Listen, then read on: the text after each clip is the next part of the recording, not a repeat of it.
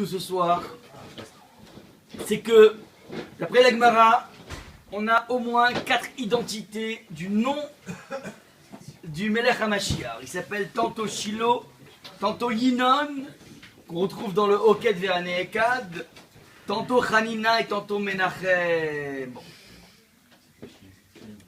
Évidemment, donc, une Gemara s'étudie. Ce ne sont pas des données, surtout lorsqu'on parle d'une Gemara qui est pas halachique, une Gemara qui est évidemment de la part de la Haggadah. Alors, qu'est-ce qu'on peut voir là-dedans? La première des remarques qui a été faite, c'est que chacun revendique sa paroisse. Les gens de Beth Midrash de Shiloh, il appelle Shiloh. Celui de Yana, il appelle Yinon, pardon. Celui de Hanina, il appelle Hanina. Et celui de Menachem, il appelle Menachem. Donc chacun derrière sa paroisse. Premier point. Deuxième point, qu'est-ce qu'on peut remarquer encore? Comme tu l'as noté en bleu, on voit bien que les Rachetevot, c'est le nom Mashiach. Exactement. Les Rachetevot, c'est les premières lettres de chacun des prénoms. Ça fait même Shin, Yud, Chet, ça fait Mashiach. Okay. On n'a pas le bon café. Dans le désordre. Maintenant, plusieurs idées donc vont découler de cela. La première est la suivante. Lorsqu'on dit que les élèves du Beth Midrash de Shiloh, disent que c'est Shiloh le Mashiach, ça veut dire que d'une certaine façon, et faites bien attention à ce qu'on dévoile comme idée là maintenant, chacun sent que son rave personnel est celui qui l'amène à cette libération personnelle. Le Mashiach est à la fois une aventure collective et à la fois une aventure individuelle. Et l'aventure collective se nourrit de l'émergence des individus qui ont grandi en côtoyant des grandes personnes. Et donc, chaque Beth Midrash va dire il est tellement géant, mon rave, que s'il y a un Mashiach, ça peut être que lui. Il m'a tellement permis de devenir ce que je suis que je ne peux pas envisager qu'il y ait quelqu'un d'autre comme Mashiach. Et donc ça, c'est ce que dit le Beth Midrash de Shiloh, et le Beth Midrash de Hanina, et le Beth Midrash de... ainsi de suite. Maintenant, ce qui est génial, ici, c'est que le Mashiach, ce sera la résultante, ou bien l'addition, de chacun des Beth Midrash. Si on dit que les rachetés votre fait Mashiach, ça veut dire que le Mashiach collectif viendra lorsque tu seras capable de comprendre que si pour toi ton rave est celui qui t'a donné cette émancipation par rapport à toi-même, cette irruption de toi-même, il faut que tu comprennes que pour quelqu'un d'autre, ça peut être quelqu'un d'autre. Que celui qui a été pour toi ton libérateur n'est pas forcément le libérateur de l'autre, et sois capable d'accepter que l'autre fonctionne avec un système différent. Il n'y aura de Mashiach qu'à partir du moment où tu pourras embrasser, accepter dans l'idée qu'il y a plusieurs tendances, évidemment, dans le respect total de la halakha, il y a plusieurs façons de s'épanouir, et que chacune des façons, à partir du moment où tu sens que tu progresses, c'est une façon qui est valable. Et c'est ça en fait l'idée de chaque Beth Midrash, mais dont la résultante de chacun des prénoms fait Mashiach. Vous comprenez l'idée qui se désigne ici. Donc on a déjà quelque chose qui est tout à fait intéressant, c'est qu'on va la jouer de façon extrêmement personnelle. Mais si moi je décide que je dis et je sens que c'est mon maître le Mashiach, alors comment je vais pouvoir gérer que toi tu dis que c'est quelqu'un d'autre, et donc forcément ça va m'obliger, pas simplement au nom de l'unité, c'est au nom de la prise de conscience que chaque Neshama a sa spécificité, que chaque individu a quelque chose de tout à fait inédit, et lui correspond à un rêve inédit. Et qu'on ne peut pas, si vous voulez, passer d'une paroisse à l'autre, parce que fondamentalement, chacun en fonction de ce qui le fait le plus vibrer, et dans lequel il sent qu'il progresse le plus possible. C'est en fait l'idée qui est sous-jacente derrière cette Gemara. Ouais. Donc vous voyez un petit peu comment on pourrait rentrer rapidement dans le piège en disant « Ah mais c'est marqué dans la Gemara qui s'appelle Yinon ». Et mon rave, il s'appelle... Non, c'est pas ça. La Gemara veut t'enseigner, elle veut toujours te distiller des enseignements extrêmement profonds et qui sont donc camouflés ici. Elle vient d'où c'est qui va... Enfin, elle vient d'où cette utilisation De l'étude. subtilité de l'étude. Non, d'accord, mais c'est qui l'a. Qui est-ce qui a trouvé ça? Je sais plus. Je sais plus. Ouais. L'idée de Shiloh, c'est ça qu'il faut. Qui a trouvé Mashiach? Non, c'est pas ça, c'est. La subtilité que tu viens de dire là. Que chacun selon. Je sais plus où je l'ai lu. Ça se dégage du texte. Ça se dégage du texte, je sais plus où je l'ai lu. C'est un commentaire qui dit ça. C'est inventé. Ouais. Maintenant, petite parenthèse. Ouais. La question de Gamara était les Mashiach ma Shemo. Le Mashiach, quel est Shemo son nom? Et le Abarbanel fait la remarque subtile suivante. Tu voulais une source? Il dit on t'a pas dit qui est le Mashiach? La question. On t'a dit quel est son nom. Quelle est la nuance entre qui il est et quel est son nom? C'est que le nom, c'est-à-dire la Gemara ne s'intéresse pas à la personne du Mashiach, le Mashiach Nao, mais elle s'intéresse au nom, c'est-à-dire c'est quoi l'essence du Mashiach. Et donc ce qui nous amène à comprendre que peut-être que ce qui est marqué ici ne sont pas des noms d'une personne, mais d'une tendance de la société juive. Et donc c'est la raison pour laquelle on pourra dire que le Mashiach viendra lorsqu'on sera dans une perspective de Shiloh. Shiloh, c'est le concept de la paix. Shalom. Yinon, c'est le concept de la supériorité. Lorsqu'il y aura une véritable supériorité, on sentira la supériorité de la Torah. Ramina, lorsqu'on sera dans une dimension de grâce. Lorsqu'il y aura de façon collective, on verra que finalement, c'est incroyable, toute la société juive est portée, obsédée par prendre en charge la déroute de l'autre. Ouais. Et quatrième possibilité, Menachem, lorsqu'on sera dans un monde de consolation. Il existe des phases de la vie qui sont dures, on voit que tout le monde est prêt à consoler l'autre. C'est de là que ça vient qu'on dit que Tisha B'Av. Comment? C'est de là que ça vient qu'on dit que Mashiach pénètre à Tisha B'Av. Quoi Menachem, c'est-à-dire? Menachem Av. Ah oui, peut-être possible, je sais pas, possible. C'était l'endroit où il y avait. Mishkan. Mishkan Shiloh. Mishkan Shiloh. Pardon? Où était caché les... Ouais. Maintenant, je me rappelle d'un Rav Shimon Shkop. Rav Shimon Shkop, c'était un des plus grands maîtres. Shkop. Un des plus grands maîtres du début du XXe siècle. Je crois qu'il est niftar en 1933, en même temps que Rav Ochron Wasserman. Alors, lui, il disait que dans la Hamida, par exemple, c'est intéressant. On dit Eloké Avram, Eloké Yitzhak, Eloké Yaakov. Donc, Baruch Ata Hashem, Eloké Melech HaOlam. Baruch Ata Hashem, non. Hashem, Baruch Ata Hashem, Eloké. Non, comment on dit? Voilà, merci. Eloké Avram, Eloké Yitzhak, Eloké Yaakov. Et on finit par Magen Avraham. Il dit que il y a plusieurs phases, plusieurs époques dans lesquelles des idées forces dominent. Et le cas Avraham, c'est le monde du chesed.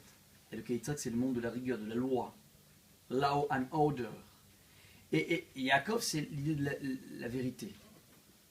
Maintenant, Magen Avraham, on finit par Magen Avraham, alors il dit que c'est prophétique, c'est-à-dire que le Mashiach viendra à une époque où il y aura une véritable sollicitude par rapport au chesed. C'est ce qui doit accompagner la fin des temps. Petite parenthèse, pour ceux qui veulent des signes avant-coureurs, qu'on le veuille ou pas, le monde non juif est préoccupé par le chesed. Le fait que depuis le XXe siècle, il existe, après la Deuxième Guerre mondiale, une notion de welfare state, d'état-providence, qui est censée prendre en charge les chômeurs, les malades. Ouais. Il y a la Croix-Rouge, il y a tous ces trucs-là. Ça, c'est des organisations, mais je parle des gouvernements. Les gouvernements, mais qu'il y ait des organisations non gouvernementales, alors ok, c'est super, évidemment, mais je dis même au niveau du gouvernement. Un principe à partir duquel, alors, avec des nuances, ouais, la France, c'est le leader par rapport à ça, les États-Unis, ils sont un petit peu en lanterne rouge, mais n'empêche qu'il y a une notion de welfare state, et regardez ce que veut faire Obama, il veut à tout prix démocratiser tout ce qui est assurance maladie, bref, c'est-à-dire, il y a un souci du monde non juif par rapport à ceux qui n'ont pas. On le voit aussi même au niveau géopolitique, puisqu'il y a des centaines de millions de dollars qui sont déversés pour les pays du tiers-monde, par l'Europe, par les États-Unis, Alors évidemment, pour ceux qui connaissent un petit peu la géopolitique, c'est aussi lié au fait qu'on veut éviter un trop grand, décalage entre les pays riches et les pays pauvres. Et donc il y a une idée qui est derrière, donc c'est un investissement quelque part. Mais qu'on le veuille ou pas, c'est aussi une idée de, de recette qui est amenée. Et donc certainement, en fait, on est en train de vivre une époque prévisionnelle, mais combien de temps elle va durer, je sais pas. On va C'est peut-être... pas le même précepte. Comment? Ce n'est pas le même précepte. Ok, mais qu'on le veuille ou pas, il y a une évolution. Parce que ce déversement de dollars, je dis, Ouais. c'est un déversement intéressé. C'est un déversement de dollars. Pas que. Non, ce que je veux dire, c'est pas que. Il existe un livre que j'avais lu il y a très longtemps, qui s'appelle Le Tiers-Monde de M. Chantebout. C'est le spécialiste du tiers-monde, qui explique un petit peu toutes les... Mais il n'y a pas que l'aspect, régulation des échanges. Parce qu'effectivement, il y a une logique qui s'appelle la suivante. Si on laisse les pays du tiers-monde, l'Afrique, pour ne citer qu'elle, trop dans la mouise, on va le récupérer tôt ou tard contre nous. Donc il y a un aspect stratégique, c'est évident. Mais il n'y a pas que ça. Ouais. On sait tous les ONG, il y a des goïms, de plus en plus de non-juifs, qui sont mus par une recherche de chesed. Je parle de ça parce que nous, c'est complètement différent. C'est pas pareil, c'est pas le même chesed, c'est vrai. Mais ça s'appelle une évolution du monde. Oui. Ouais. De Sodome à aujourd'hui, on voit une nette différence. On voit une nette différence. C'est net. Il n'y a pas un État démocratique, moderne, qui n'est pas mu par des impératifs de droit, de démocratie, et de partage des richesses. Ouais.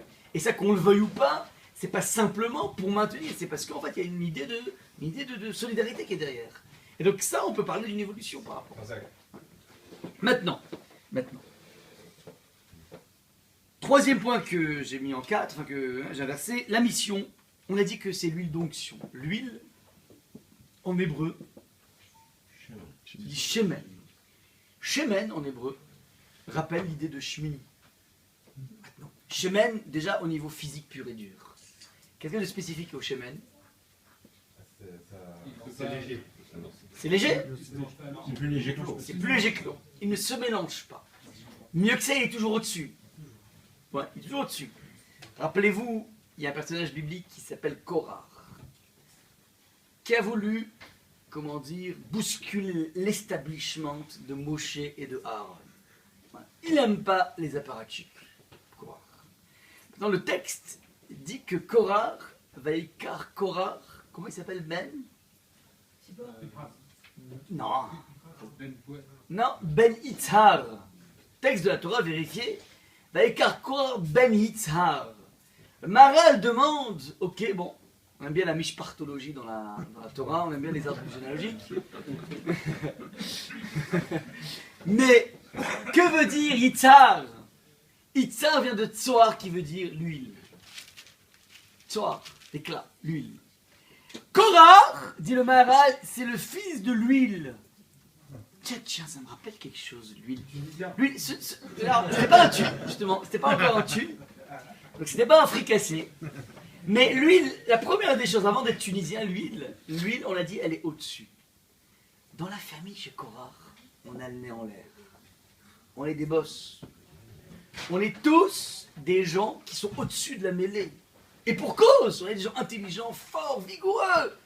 Des gens qui sont capables de se lever tôt le matin. C'est la fine fleur, Yitzhar. Korah, c'est la fine fleur.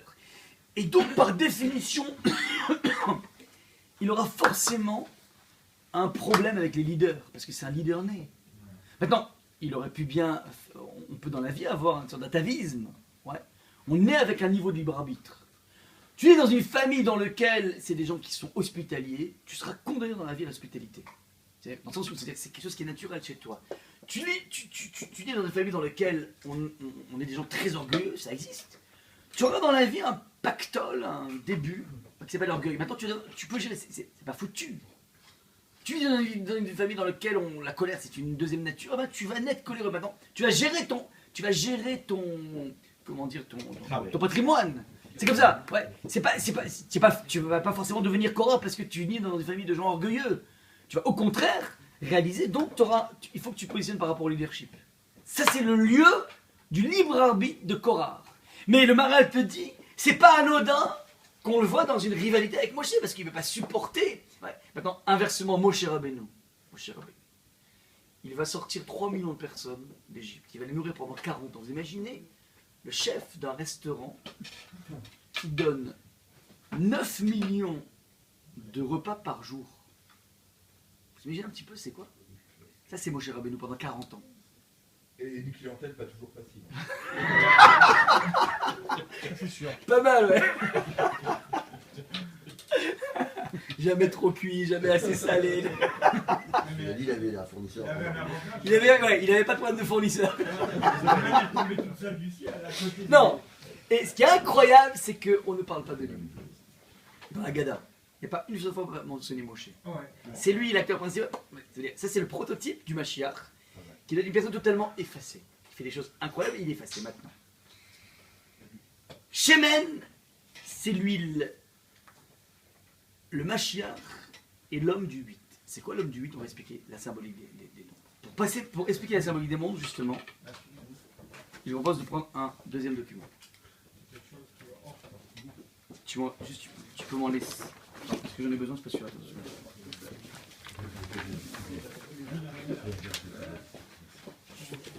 Non, j'ai ce qu'il faut. Non, tu peux tout lire. Alors, vous avez un document sous les yeux qui arrive au fur et à mesure.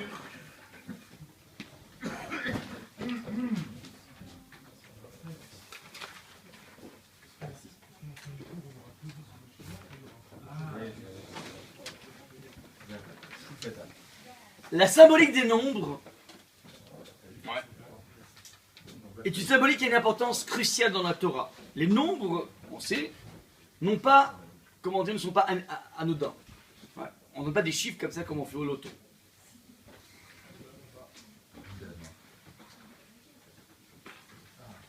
Alors, dans ce document, vous prenez donc le grand temps petit c. Je vous ai dit en introduction qu'on a l'habitude, on n'a pas l'habitude, on a la mitzvah à l'époque du temple, d'amener chaque jour des korbanot typiques de Sukkot. Le texte nous dit, vous avez le texte dans le grand temps petit c, ou Bachamisha Asayom la Chodesh, le 15e jour du 7e mois, il y aura pour vous une convocation sainte. Vous l'avez, c'est bon? Merci. Vous ne ferez aucune œuvre servile, donc jusque-là c'est classique, c'est le Yom Tov classique, tu ne fais pas de travaux. Vous célébrerez en l'honneur de l'Éternel une fête de 7 jours. Jusque-là c'est Sakraga Sukkot, on la connaît, 7 jours de Sukkot. Le texte le dit. Veikraftem ola ishireach nichoach. Vous offrirez en holocauste comme sacrifice d'odeur agréable à l'Éternel. Shosha asar elim shnaim. 13 jeunes taureaux. Des petits taureaux. 2 béliers, 14 agneaux d'un an qui soient sans défaut. Je m'arrête là. Je marque une pause. Pas une pause manger, une pause réflexion. Le texte nous dit donc de façon très claire qu'on est censé amener des corbanotes. Ce qui est intéressant, c'est que le chiffre de 13 taureaux est un chiffre qui va osciller. Il passe de 13 à 12, à 11, à 10, à 9, à 8, à 7, jusqu'à 7. C'est le 7e jour qui est aujourd'hui en fait. On a amené 7 taureaux. En revanche, les autres chiffres ne bougent pas. 2 béliers, c'est toujours pareil, 14 anneaux, c'est toujours pareil. Étant donné qu'il y a un distinguo au niveau des béliers, ça nous oblige à dire le Hallel complet. Tu vois bien qu'à Pessah, tu ne lis pas le Hallel complet, c'est la Khatsi Hallel, sauf le premier jour, et le deuxième jour en France. Ça veut dire que c'est comme une nouvelle fête, exactement. Il y a quelque chose de tout à fait nouveau, puisqu'il est marqué par un nombre différent du tout, donc c'est une nouvelle fête, donc tu fais un Hallel complet. Ouais. Sinon, on aurait été un Hallel abrégé. Maintenant, pourquoi amener ces taureaux?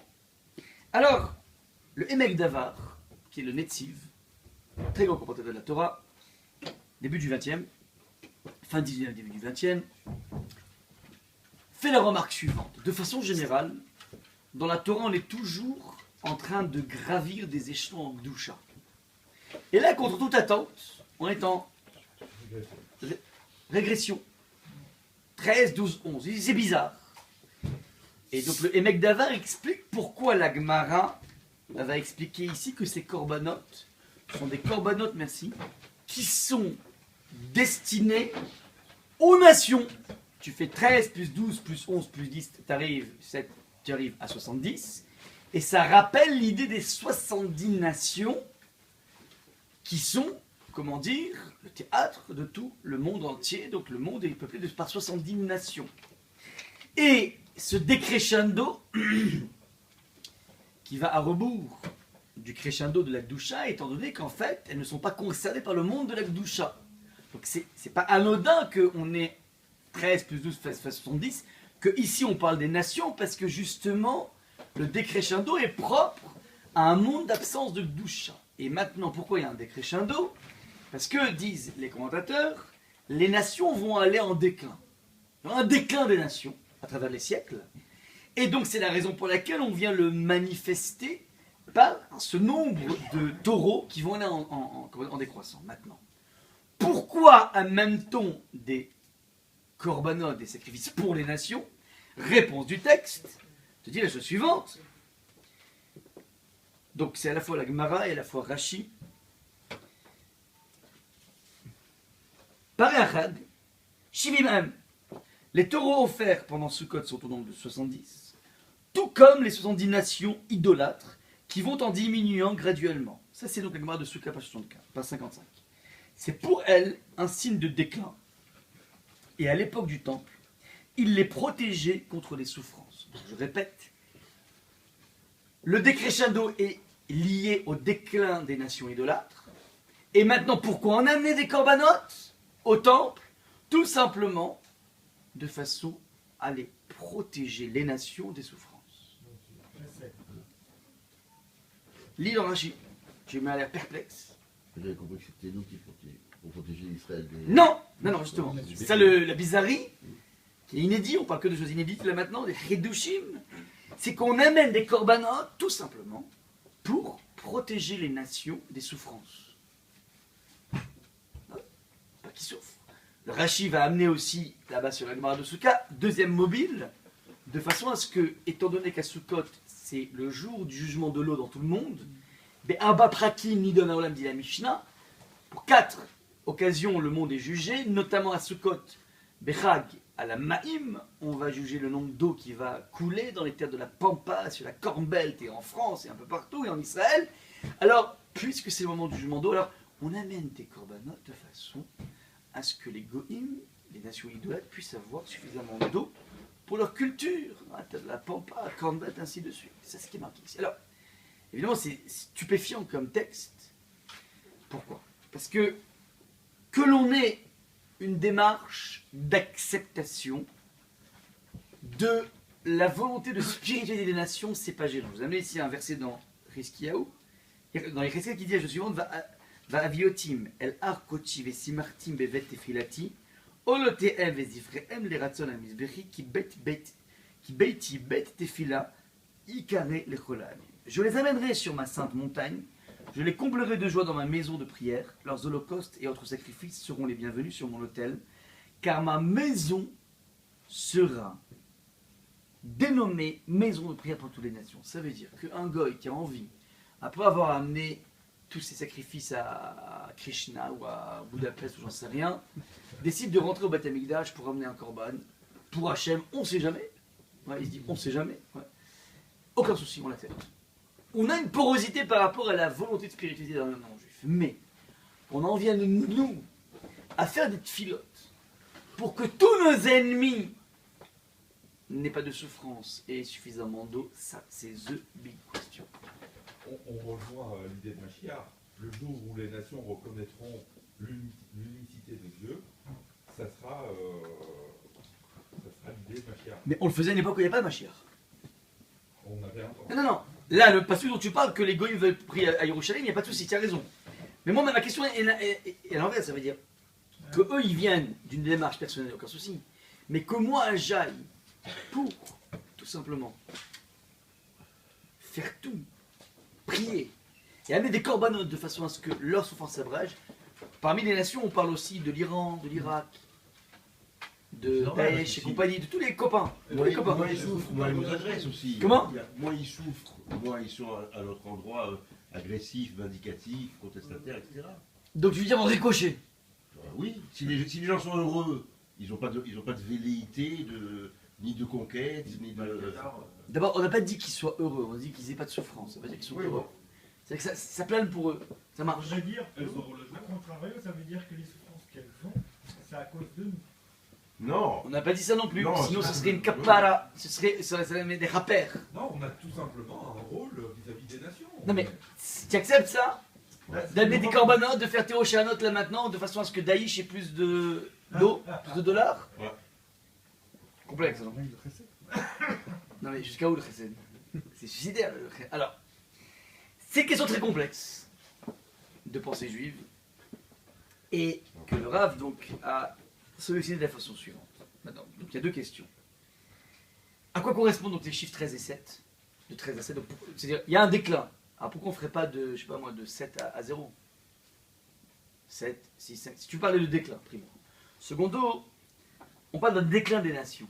Ils vont aller en déclinant. De quel déclin on parle? De quel déclin on parle? En tout cas pas du chesed, puisqu'on a dit, on a dit il y a 5 minutes que le monde était en train de progresser. Sur Voilà. ce sujet. C'est-à-dire, très souvent les gens disent qu'il y a un déclin moral des nations. C'est vrai qu'il y a des mœurs de plus en plus bizarres aujourd'hui, un climat de plus en plus libertin aujourd'hui, c'est vrai. Mais à n'importe quel moment, des non-juifs peuvent faire tchouva. Et c'est vrai qu'il y a des problèmes d'un point de vue des mœurs, mais d'un point de vue de l'éthique, il y a pas mal de choses qui ont été mises en place comme le chesed. Ça veut dire qu'on ne peut pas parler d'un déclin moral. On peut difficilement parler aussi au niveau des nations d'un déclin d'un point de vue scientifique. Au contraire, il y a une réussite insolente du monde scientifique, sa façon de découvrir le monde, la nature. Ouais, donc, il faudrait essayer de comprendre de quel déclin parle le texte de la Torah. Ce sont les deux inconnus. Pour essayer de comprendre la démarche, première étape, de comprendre la démarche à partir de laquelle on va être capable de prier pour le bien des nations les plus hostiles à nous, qui est donc une question vraiment complexe à attraper. Alors, le passage, on va faire un petit détour par rapport à, encore une fois, un passage dans Shir HaShirim. Le texte de Shir HaShirim, chapitre 1, verset numéro 13, dit « Tzror Amor Dodili Ben Shaddai Yalim ». Tzror Amor, dit le texte, « Mon bien-aimé, pour moi, un bouquet de myrrhe, qui repose sur mon sein. » Donc je répète, on parle ici d'une fiancée qui parle de son fiancé en disant que mon bien-aimé est comme un bouquet de myrrhe qui repose sur mes seins. Allégorie qui vient être exploitée par le Midrash en disant que Tzoramor, dit le Midrash, regardez ce que j'ai marqué dans le Midrash, Maout Tzoramor, c'est quoi Tzoramor? Qu'est-ce que le bouquet de myrrhe? Réponse du Midrash, Rabbi Azaria au nom de Rav Yehuda dit que ce verset parle d'Avraham Avinu. On compare Avraham Avinu à un bouquet de myrrhe, c'est-à-dire, de même que la myrrhe ne dégage son parfum que par combustion. La myrrhe est une plante qui ne te donne de l'odeur qu'à partir du moment où elle est en combustion. De même, Abraham n'a été connu qu'à partir du moment où il a été jeté dans la fournaise ardente. Alors regardez un petit peu ce que dit ici le Midrash, c'est quelque chose de totalement fantastique, je répète. De la même façon que le bouquet de myrrhe ne peut dégager de l'odeur qu'à partir du moment où tu le brûles, tu mets à incandescence, Avraham Avinu n'a dévoilé son nom au monde, n'a eu de notoriété qu'à partir du moment où le méchant Nimrod l'a jeté dans la fournaise ardente. Ça, c'est le parallèle que fait le Midrash, enfin l'allégorie, avec Avraham. Il y a une allégorie du bouquet de myrrhe par rapport à elle. C'est pas les épreuves qu'il a eues, le chiffre près. Non. Pour l'instant, je ne parle pas du chiffre. 10. 10 épreuves. À partir des 10 épreuves. Maintenant. Ouais. Si nous regardons, nous, avec nos yeux personnels, l'histoire d'Avraham, vous êtes un écrivain qui a envie d'écrire un roman sur Avraham. Vous épluchez un petit peu l'histoire d'Avraham. Vous savoir sa naissance. Le bonhomme, à 3 ans, il commence à réfléchir. Esprit plutôt doué. Il commence à se dire, c'est quand même bizarre. Ouais, on vit dans un monde, je vis dans un monde dans lequel mes parents vendent des idoles. On se possède à droite, à gauche. C'est incroyable, ça. Il y a des idoles comme ça. Il y a des gens qui viennent acheter, je tiens des fois la caisse, il y a des gens, des vieillards de 80 ans, 90 ans qui viennent acheter une idole.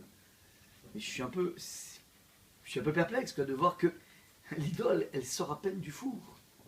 Elle a à peine 1 heure, l'idole, et un bonhomme de 80 ans va se procéder devant un truc qui a à peine 1 heure. Il y a un décalage. Il commence à réfléchir dans sa tête, il commence à observer la lune, les étoiles. Il voit le matin comme ça, un soleil, comme ça resplendissant, il dit waouh, mais toi, tu es tellement grand, tellement fort, tellement invisible, j'arrive même pas à te voir que c'est toi la puissance suprême. Il y a quelque chose qui unit les éléments. Il se prosterne devant le soleil. Puis après, il voit que le soleil, Shkia, il tombe. Il voit apparaître la lune dans sa beauté, dans sa grâce. Il dit, ah, mais si le soleil disparaît, toi tu as réapparu, ça veut dire finalement c'est toi qui tires les ficelles. C'est dans la lune, il se prosterne devant la lune. Et puis après, il voit la lune qui parle le lendemain matin. Il voit le soleil, il dit, ah, je comprends pas, alors qu'est-ce qui se passe là? Ah, peut-être qu'il y a quelque chose qui tire les ficelles des deux. Et donc il arrive petit à petit à comprendre que là, il y a quelque chose qui unit tout ce monde tellement disparate. Il y a de points communs qui unit tout. Là, c'est Abraham Avinu. Il a des idées géniales. Petit génie. Maintenant, l'idée à partir duquel un Dieu est unique veut dire qu'il y aura tout le temps des comptes à rendre avec ce bon Dieu. Il y a un plan dans le monde. Plus que ça, d'un point de vue plus pratique, si je dis qu'il y a un Dieu unique, ça veut dire qu'il a donné la terre à qui il désire. Et il peut la reprendre à n'importe quel moment. Et cette information du Dieu qui existe met en branle et vient chambouler tout à fait l'ordre de la loi du plus fort. Nimrod était un grand propriétaire terrien, il a eu tout par le biais de sa force et de sa ruse. Mais si tu me dis que finalement tout appartient à Dieu, peut-être que je ne mérite pas ce que j'ai eu. C'est plus la struggle for life, c'est plus la loi du plus fort. C'est maintenant, il faut que je puisse mériter. On n'est pas dans un système de, de possession, on va vivre dans un monde de méritocratie, il faut mériter ce qu'on a. Donc l'idée à partir duquel Abraham dégage, l'idée qui se dégage d'Abraham qu'il y a un Dieu unique, remet en question tout le parc immobilier mondial. Et donc Abraham est extrêmement dangereux, il faut un homme à abattre. Qui plus est, les parents se rendent compte que le fils a des tendances plutôt pas tout à fait, dans le chemin des parents d'idolâtrie. Que font les parents? Ils prennent l'enfant et ils vont le vendre, ils vont le dénoncer à la Gestapo de Nimrod. Donc imaginez l'enfant Abraham. Vous êtes un professionnel de littérature. Vous devez écrire une histoire sur Abraham, donc Abraham va aller en tôle à cause de ses parents qui ont vendu Abraham. Après la tôle, une fois qu'on a essayé un petit peu d'éduquer Abraham en tôle, on demande à Abraham, et dis-moi Abraham, ouais, tu abdiques ou tu abdiques pas? Réponse d'Abraham, j'abdique pas. Ok, alors c'est la fournaise Adam qui t'attend. Si on était des hommes de la littérature, on pourrait écrire plusieurs choses sur Abraham. On pourrait parler par exemple de la douleur de Abraham de voir qu'il a été léché par ses plus proches.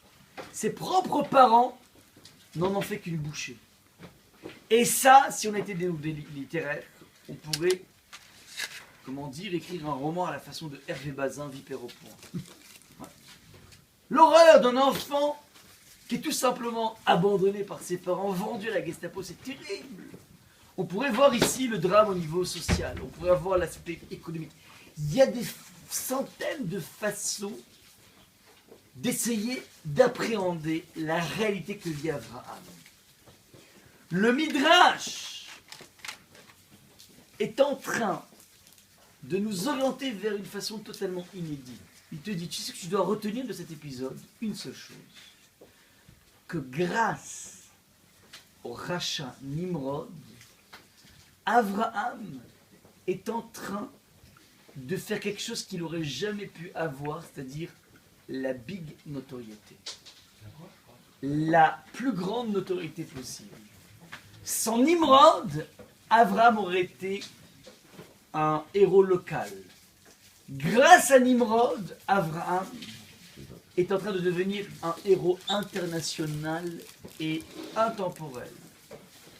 Fondamentalement, ce que tu aurais pu décrire comme étant la douleur psychologique, psychique, sentimentale d'un Abraham, tu aurais pu écrire un livre entier sur Abraham.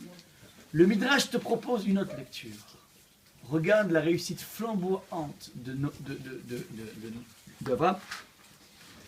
Grâce à Nimrod, Nimrod n'est que la marionnette et l'otage du succès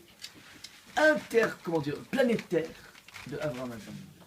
C'est un Midrash qui est totalement inédit, qui te demande de regarder dans la vie toutes tes les galères les plus dures que tu peux avoir, et te propose, au lieu de t'apitoyer sur toute la dimension sentimentale, psychologique, psychanalytique et tout ce que tu veux, d'être capable de réaliser que, en fin de compte, la galère t'a construit et l'élément de construction que tu as acquis est un élément que tu n'aurais jamais pu avoir sans la galère. C'est pas que je passe à autre chose, ouais, il y a une galère et maintenant je tourne la page, mais fondamentalement, cette galère, c'est exactement l'élément de construction qui fait que je suis ce que je suis, et sans quoi je n'aurais pas pu être ce que je suis.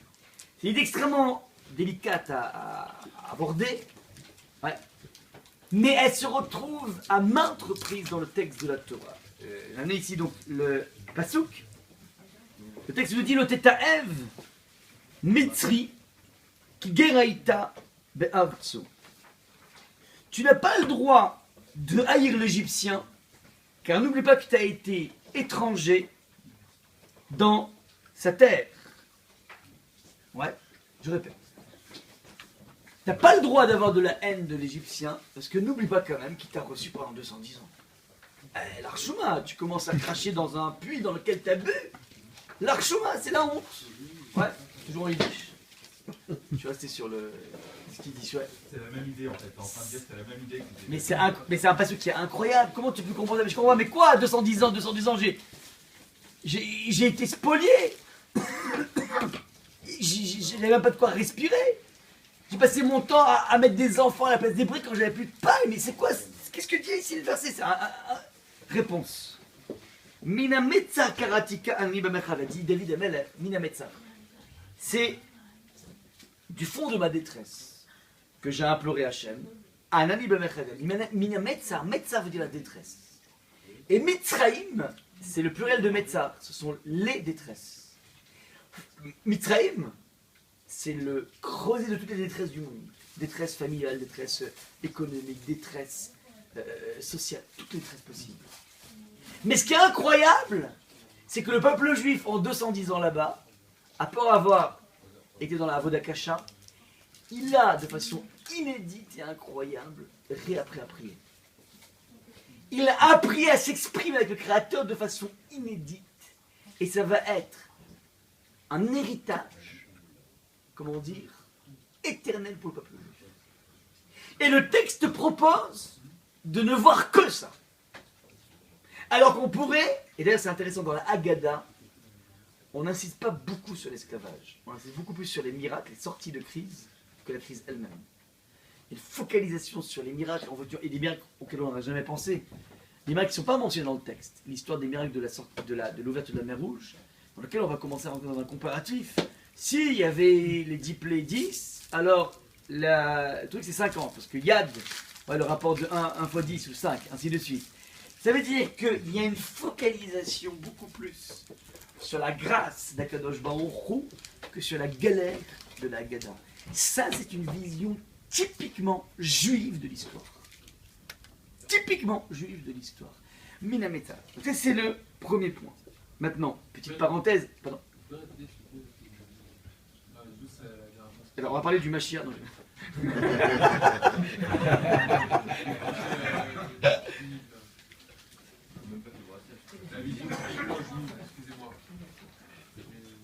La vision juive de l'histoire, c'est ça. Tu pourrais attraper Boris Cyrulnik, il aurait pas de la résilience. Ouais. Chacun va trouver quelque chose. Hervé Bazin va parler de vivre au point. Tu attrapes personne. On te demande une seule chose. Le bilan des courses, Abraham, connu partout. Et si le Midrash te dit, c'est comme ça qu'il vit Abraham. Ouais. C'est pas une lecture religieuse de l'histoire d'Abraham. C'est comme ça Abraham, Torah mort, Dodili.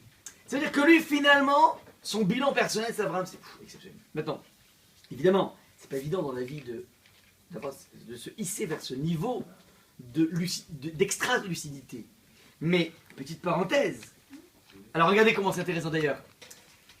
Les Bnei Israël, ils ont, comment dire, au moment où ils voient à quel point il y a une justice immanente d'Akadosh Baruch Hu, ils sont dans la mer, et puis ils voient le gros rachat égyptien, est en train de couler comme de la paille. Le supplice. Une gorgée, 2 gorgées, tac. C'est en train de sombrer, mais il sombre tout doucement. Le petit rachat, comme du plomb, Kaoferet, il meurt subite, ouais, il souffre pas. Et le moyen rachat, alors, Keven, comme une pierre, ça veut dire que c'est ni la paille, ni le plomb. Oh, Ben Israël voit ça, il dit, c'est incroyable, c'est Kadosh Baruch Hu, il va donner à chacun exactement, c'est pas une sorte du napalm. Ouais, il n'est pas avec du napalm, tac, on passe tout le monde à la bombe H. Non, pas du tout. Chacun va avoir exactement en fonction de celui qui était bon, un peu emporté dans le système, pas trop rachat, comme mort subite, au moins il ne souffre pas le pauvre. Réchen, tu vois, la Kadosh Baruch Hu, il voit tout. L'Israël voit ça, il dit waouh, Ziachir, Moshe, Israël, venez, on chante. Mais c'est incroyable, c'est justice divine. Ah, on chante, Moshe Rabbeinu se met à chanter, et Myriam se met à chanter, ouais, les hommes, les femmes, tout le monde se met à chanter. Dans Megillah, Dafyoud, les malachim voient que tout le monde chante. Ah, venez, on fait la fiesta, nous aussi on chante. Donc ils ont voulu faire une shira aussi, les malachim. C'est l'ambiance, la samba, on va faire la samba. Adieu.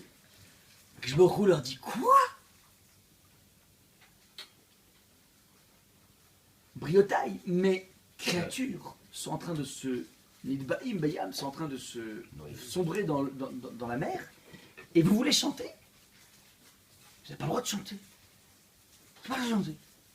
La Gemara, elle était incroyable. Incroyable. Ça veut dire, les anges, spontanément, font comme Moshe Rabbeinu. Ils veulent chanter. Et Hachem, tu n'as pas le droit de chanter. Mais je comprends. Si ils ont pas le droit de chanter. Mais le pire, c'est que c'est Hachem qui est en train de les tuer. Non, les anges, pas les Égyptiens. Oui, Oui, d'accord. Pourquoi ils les obligent? Ah, oui. Donc, si c'est lui qui les tue. Mais On pourrait ils sont chanter. en train de sombrer, bah. On pourrait chanter. Donc, pourquoi? Mais c'est pas avec le cœur. Ça ne joue pas. La question C'est c'est pas. pas, Tu vois. pourquoi ils chantent. Ils chantent parce qu'ils voient la justice Ouais, divine ouais. se réaliser Dans la justesse. dans la justesse Ouais. pour chacun.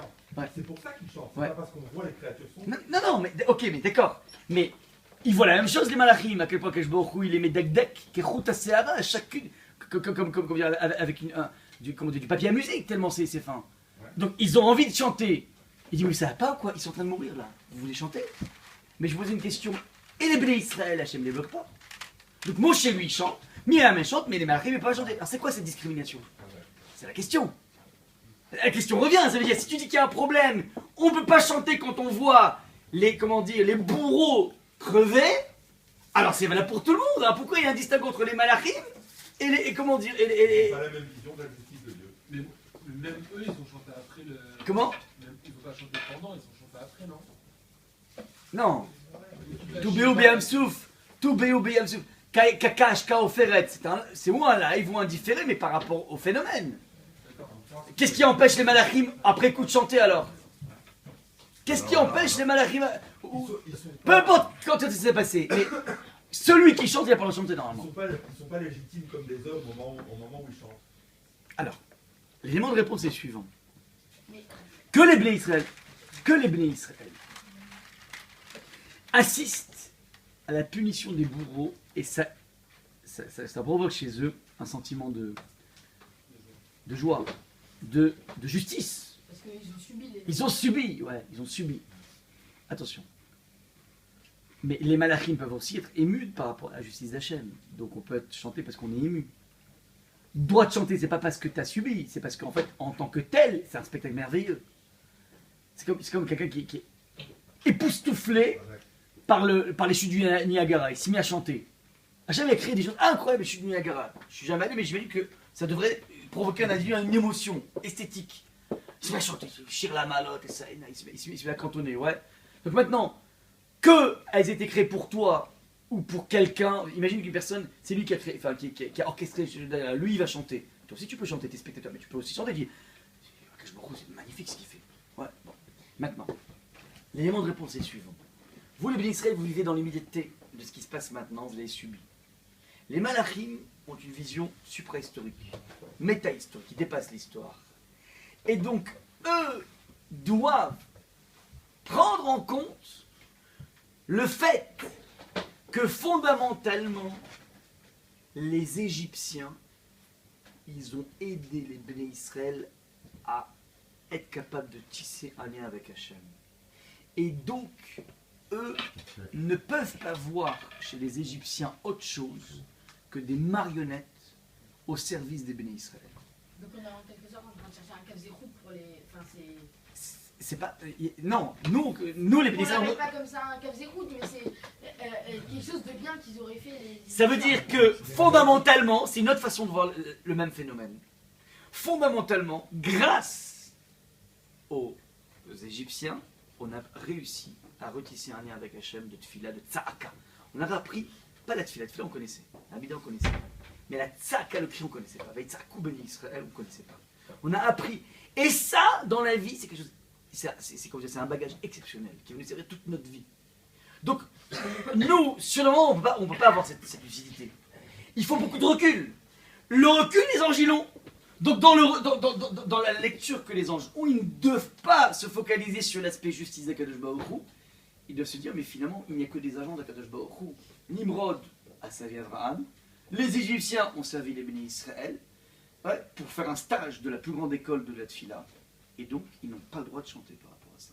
Ils n'ont pas le droit de voir la justice d'Akadosh Baruch Hu par rapport à ça. Ils ne se focaliser que sur la façon dont Akadosh Baruch Hu orchestre les choses pour permettre à un peuple de s'ériger. Comprenez le hiatus incroyable ici. Et maintenant, c'est un regard. On voit bien que en live, le Ben Israël ne peut pas l'avoir. Un bonhomme dans son épreuve ne peut pas l'avoir non plus. Tu peux pas l'avoir parce que la personne que Dieu préserve prend l'épreuve en plein fouet. Mais c'est un regard d'après l'épreuve. C'est-à-dire, on prie tous les jours pour ne pas avoir chez le Tavo, il y Sayod. Tous les jours, on prie. Et je t'en prie, tu m'amènes pas des galères. La question, c'est que Dieu préserve si la galère arrive. Comment tu gères la gestion est la suivante. Et essayer d'être capable de porter un regard que cette galère va me grandir. Ouais. Je ne la souhaite pas, mais une fois que je l'ai, je vais essayer de voir dans quelle mesure, je vais essayer de la gérer, je vais essayer d'enlever tous les problèmes, mais une fois que je prends un peu de maturité par rapport à ça, je vais dire, waouh, qu'est-ce que j'ai grandi par rapport à ça. Et sans quoi je repasse à côté.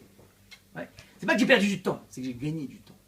Et ça, alors maintenant, c'est une lucidité qui ne peut, comment dire, on peut, si vous voulez, développer, déployer, que à Sukkot. C'est-à-dire, c'est la fête propice. Ouais. Pourquoi les parachètes sont à Sukkot? Pas à Pessah ou n'importe quoi. Pourquoi? Parce qu'à Sukkot, on sort de Rosh Hashanah Kippour, sur lequel tu as tissé avec Akadosh Baruch Hu un lien, qui s'appelle un lien qui est lié au din. C'est quoi le din? Ça veut dire, tout se joue ailleurs à Rosh Hashanah, tout se joue à Kippour. On va effacer l'ardoise à Kippour, on va placer les ambitions à Rosh Hashanah. Et donc on est dans une relation avec Akadosh Baruch Hu qui est une relation qui s'appelle presque, comment dire, de relation d'un enfant avec un père fouettard. Le fouet est prêt. On débouche juste après Kippour, 5 jours après, vers Sukkot, qui est le moment durant lequel tu dois tisser un lien avec Akadosh Baruch Hu qui a un lien qui est ni le din, qui va être du din, mais qui a un lien qui s'appelle lien sentimental. On va vivre avec Hachem. On est sous une souka, on n'est pas là maintenant, mais si on était, alors quoi que tu fasses, même si tu racontes une blague, tu es avec Hachem. Mais ça c'est extrêmement dur, les goïms ne nous ont pas imité la fête de Souka. Pourquoi? Parce qu'en fait, on ne peut pas être à la fois dans une modalité qui s'appelle le din, avec Hachem, et en même temps copain-copain. Pas possible. Pas possible. Nous, on fait ce défi de dire Baruch Ata Hachem Elokeinu. Rajba explique ça. Baruch Ata, tu le tutoies, Hachem Elokeinu, un pas en arrière. Hachem Elokeinu, c'est un pluriel. Notre Dieu. Béni sois-tu, notre Dieu. Mais c'est le tu ou le notre? C'est la formule de politesse ou c'est la formule de copain-copain? C'est les deux en même temps. C'est en permanence une oscillation entre la proximité et le respect. Proximité, respect, proximité, respect. Ça, c'est notre relation avec Akadosh Baruch Hu. On tisse un lien sentimental avec Akadosh Baruch Hu qui s'appelle la souka. La souka, elle est faite par quoi la souka? L'essentiel de la souka, c'est quoi? C'est le toit, le srar. Srar, la souka. Dans le srar, vous savez qu'il y a marqué dans la Torah Miyigvecha ou Migornecha. Miyigvecha de ton précieux, Migornecha de ta récolte. Et la Gemara va dire que tu n'as pas besoin de prendre des fruits pour ta récolte, pour tapisser ton toit, mais il te suffit d'utiliser le branchage. Et la Gemara va dire mi psolet gronecha, du déchet de ta récolte. C'est ce que j'ai marqué ici dans la Gemara, mais psolet goren veyekel. Le déchet de ta récolte. Ça veut dire que ce qui constitue essentiellement ton toit, c'est l'utilisation des déchets. Les déchets, c'est quoi? C'est ce qu'on jette en général. Ce qui compte dans un arbre, c'est pas le branchage, c'est le fruit. C'est le fruit qui est intéressant. Maintenant, la Torah te demande de donner une attention particulière à l'aspect du branchage, qui lui n'est que le déchet du fruit et du déchet de l'arbre. C'est-à-dire que c'est une réhabilitation de tout ce qui s'appelle le déchet de la vie.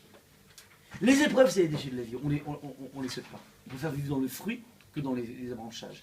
Mais lorsque les épreuves arrivent, que Dieu préserve, si elles arrivent, il faut être capable de réaliser qu'il y a quelque chose de constructif de façon incroyable par rapport à cette épreuve. Et ça, c'est ce qu'on appelle le psolète, le déchet. C'est la réhabilitation du déchet. Et d'ailleurs, regardez comment c'est magnifique.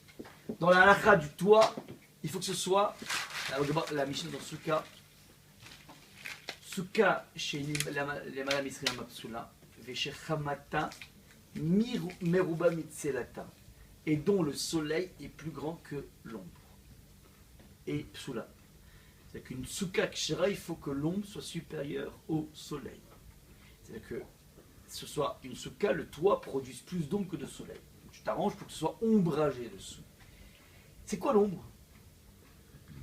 C'est le contraire de la lumière. C'est la psolète de la lumière. C'est le déchet de la lumière. Ça veut dire qu'il n'y a pas de lumière. Ça veut dire que l'essentiel de la souka est axé, focalisé sur le monde du déchet. C'est le déchet qui te fournit l'atmosphère de la souka. Ça veut dire que c'est une fête durant laquelle tu dois développer ces sentiments de proximité avec Hachem qui sont plus sous le mode du respect ou de la, le monde du respect de la ira, mais un système de Ahava, un système dans lequel tu sens que Akadosh Baruch Hu t'accompagne en permanence. Et c'est lorsque tu développes ces sentiments que tu peux d'un coup relire ton histoire et te rendre compte à quel point ce que tu as appelé les écueils de ta vie, toutes les galères de ta vie sont en fait des briques de construction de ce que tu es devenu. Ouais. On vit de plus en plus aujourd'hui dans un monde qui a envie d'occulter les problèmes. On occulte l'âge. Tout le monde de la chirurgie esthétique est là pour, essayer de faire comme s'il n'y a pas un âge qui avance. On occulte, tout le passé d'un individu. Les gens s'achètent des pseudo-identités. On passe notre vie, le monde moderne passe sa vie à essayer d'oublier, d'omettre, de faire comme si l'épreuve ne fait pas partie de sa vie. C'est une grave erreur. Grave erreur. Ton épreuve, c'est l'enrichissement de ton patrimoine existentiel. Ça, en fait, il faut bien comprendre. Ça, c'est the message par rapport à Sukkot et des paréas maintenant. On a parlé des... Donc, c'est ça, en fait, qui nous permet de venir, prier. Parce que fondamentalement, je prends conscience à quel point ils m'ont permis quelque chose d'incroyable.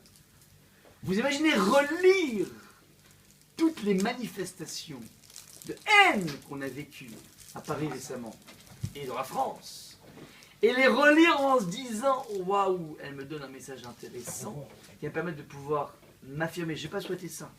Maintenant qu'il y a cette donne, je vais voir dans quelle mesure je peux prendre le tremplin. Pas pour rentrer dans une sorte de surfer sur l'actualité, mais c'est de voir dans quelle mesure moi, personnellement, ça peut me grandir, dans quelle mesure je peux être quelqu'un de meilleur, dans quelle mesure je peux me rapprocher un peu plus d'Hachem, dans quelle mesure je peux me bonifier un peu plus en regardant le spectacle de ces sauvages qui sont en train de, tout simplement de se déconnecter de leur propre humanité. Ouais, ça veut dire que c'est ça en fait le regard que je porte. C'est plus un regard sociologue, c'est plus un regard de Aliyah, de la Sornout, de je sais pas, c'est autre chose. Je veux porter un regard, qu'est-ce que Hachem me dit là-dedans, personnellement.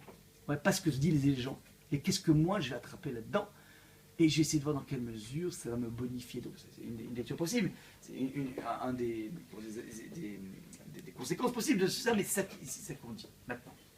On a parlé d'un décrescendo. Juste une petite remarque sur ce que tu viens de dire. La différence, c'est que l'épreuve, c'est une épreuve pour moi. Ce qu'on a vécu ces derniers mois, c'est une épreuve qui est plutôt collective, et jusqu'à présent, t'as donné des points qui étaient individuels. Même dans le cas de la mer, où tous les Égyptiens ont été assassinés, Chacun avait son lot. chacun non seulement avait son lot, mais on voit aussi par la suite que les Juifs, ils ont pu identifier. Ouais. Chacun, il a Personnel, pu identifier personnellement. Et Donc là, c'est plus dur. que Ouais, là, c'est plus qu'on dur. fasse chacun au niveau individuel, Ouais. qu'on relise, qu'on soit Ouais. capable Ouais. d'attaquer Ouais. notre vie malgré ses épreuves, Ouais. etc., d'une certaine façon, c'est une chose. Mais le faire de façon Collectif, c'est beaucoup plus compliqué. ça n'a peut-être pas le même sens. Et ça peut être même en contresens. Bien sûr. Ouais, tout à fait, entièrement d'accord. Très juste. Très juste. Remarque tout à fait juste. Ouais. Effectivement, ça veut dire. Mais je parle éventuellement pour la personne qui aurait été touchée, qui aurait été dans la manif, qui aurait été angoissée. Ouais, donc la personne qui sera au cœur de l'affaire. Il y aurait eu une épreuve personnelle Ouais. à cet endroit. Je parlais plus de ça que ouais. Ah, d'accord. Très bien, très bien. Maintenant, décrescendo, 13, 12, 11. Pourquoi un décrescendo à partir de 13 et pas à partir de 14, 15? Quelle est la symbolique des termes? Alors,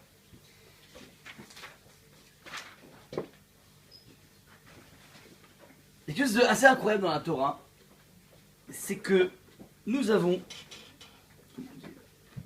deux chiffres pour exprimer la perfection. On a le chiffre 7 et le chiffre 12. Retenez bien. Le chiffre 7, c'est tout ce qui s'appelle la perfection de la nature. On a 7 jours dans la semaine. On a 7 planètes. Ces planètes qui constituent notre système astral. On a 7 sciences essentielles qui permettent d'appréhender l'existence. On a 7 couleurs dans un prisme. Ouais. On a 7 notes de musique qui nous donnent les ingrédients de tout ce qui s'appelle le monde de l'harmonie. On a évidemment 7 branches de la Ménorah qui sont à mettre en relation avec les 7 sciences. Donc voilà un petit peu le chiffre 7, c'est le chiffre de la perfection. Deuxième chiffre de la perfection, c'est le chiffre 12. Petite parenthèse, lorsque vous voulez, pour rester dans le chiffre 7, la forme géométrique qui permet d'appréhender l'existence en 3 dimensions, donc la forme géométrique la plus sophistiquée, c'est le cube. Enfin, le monde du 3D, c'est le cube. Et le cube, en fait, a 6 faces. Et quand tu prolonges un petit peu ton examen, ta réflexion sur le cube, tu te rends compte, en fait, qu'il y a 7 faces. Alors, ça va gêner les mathématiciens, mais en fait, il y a ce qu'on appelle une face invisible qui s'appelle le barycentre, qui s'appelle le centre de gravité, qui est ce qui permet de la coexistence des 6 faces en question. Ça, c'est le nom du 7. On retrouve ça dans le 12. Le 12, il y a une structure du temps qui est modulo 12. On a 12 heures de jour, 12 heures de nuit, dans tous les sites, dans tout le monde. Ouais, le principe des 24 heures. On a 12 mois. On a 12 astres qui constituent les 12 signes du zodiaque. On a aussi 12 tribus. On a toute l'orientation dans le truc se fait dans un système de 360 degrés, donc en fait c'est un multiple de 12. Et dans toutes les poids et mesures, on retrouve donc un modulo de 12. Ouais, 12 tribus, effectivement. Ce sont en fait des données d'une perfection de la nature, aussi bien au niveau de l'existence, de la physique de la nature, aussi bien au niveau du temps de la nature, ouais, le chiffre 12 ou le chiffre 7, sont des données de base qui ont été mises en place par Akadosh Baruch Hu. Le monde fonctionne selon un rythme et selon une cadence et selon un tempo qui est lié au chiffre 7 ou bien lié au chiffre 12. Ça, ce sont les données d'évidence. Ce qui est intéressant, c'est que la Torah va en permanence créer un décalage entre les chiffres, c'est-à-dire que du 12, on va accoucher le 13, et du 7, on va accoucher le 8. Je m'explique. Le 12, ce sont les 12 mois de l'année, mais c'est assez incroyable, dans la Torah, on n'a pas vraiment 12 mois, on a 13 mois. Pas toujours. Et ce ne sont pas vraiment 13 mois, puisqu'en fait, le 13e mois, c'est Adar Sheni. Donc en fait, c'est 12 bis. C'est un dépassement du 12. C'est 12 bis, ouais, Adar Sheni. Deuxième chose, comment dire, lorsque... Et c'est quoi l'idée? C'est de comprendre que toutes ces lois qui semblent immuables ne sont pas si immuables que ça. Il y a toujours une sorte de décalage. C'est-à-dire qu'il y a 12 mois en théorie, et puis de temps en temps, 6 fois tous les 19 ans, on rajoute un 13e mois. Ça veut dire que on te connecte avec l'idée à partir de laquelle Akadosh Baruch Hu peut intervenir, peut interférer dans la vie, peut interférer. Voilà, il se laisse systématiquement cette latitude de pouvoir interférer, et donc systématiquement on passe d'un monde figé du 12 au 13, et on fait ça de façon régulière. De la même façon, voilà, donc, on va voir le 13. C'est, comment dire,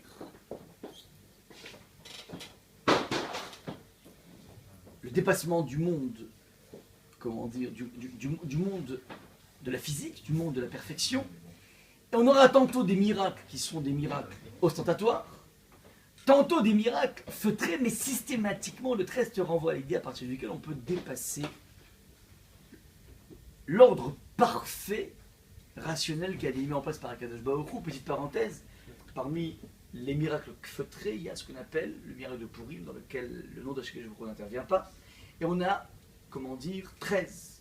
Il est intervenu donc le 13e mois, Adar Sheni, et le 13e jour, c'est le 13 du 13.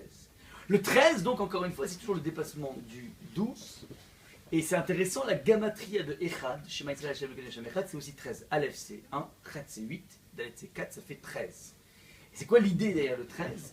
L'idée, c'est de dire que derrière un monde dans lequel tu as 12 signes du zodiaque, tu as une sorte de disparité apparente, se cache toujours un élément qui vient réunir tout ça.